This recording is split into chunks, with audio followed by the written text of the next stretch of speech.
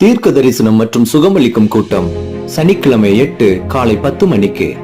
தேவ ஊழியன் ரோஷன் ஷான் அவர்களை தேவன் திரளான ஜனங்களுக்கு தமிழ்நாட்டிலே அற்புதமாய் பயன்படுத்தி வருகிறார். அவர் மூலியமாய் அநேகர் பலன் பெற்று செல்கிறார்கள்.